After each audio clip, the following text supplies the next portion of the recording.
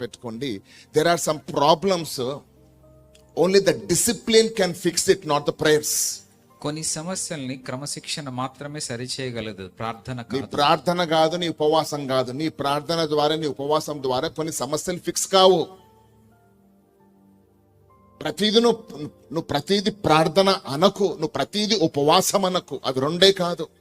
ఇప్పుడు చూడు, ఇక్కడ చూడు, దేవుడు ఏమంటున్నాడు, you are asking for the ministry growth.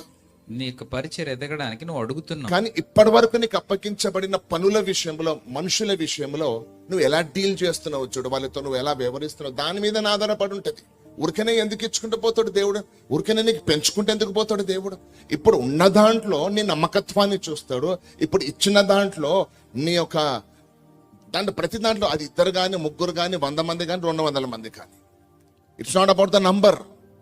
నీకు అప్పగించబడిన పని, నీకు ఇవ్వబడిన మనుషులను నువ్వు దేవుని ఎలా అందిస్తున్నావు, దేవునికి ఎలా అంటుకడుతున్నావు, వారితో నువ్వు ఎలా వ్యవహరిస్తున్నావు, ఇద్దరు కానీ, ముగ్గురు కానీ, 10 మంది కానీ, God wants to see that. దాని మీదనే ఆధారపడి ఉంటది, దాని మీదనే ఆధారపడి ఉంటది అన్న మాట గుర్తుపెట్టుకోండి. If you cannot manage little, heaven will not trust you with much.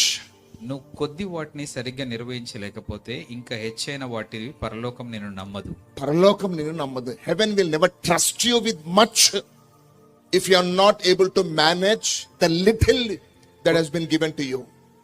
నీకు ఇవ్వబడినటువంటి కొద్ది వాటిని నువ్వు సరిగ్గా నిర్వహించలేకపోతే పరలోకము హెచ్చుగా ఇచ్చే వాటి విషయమై నేను నమ్మదు.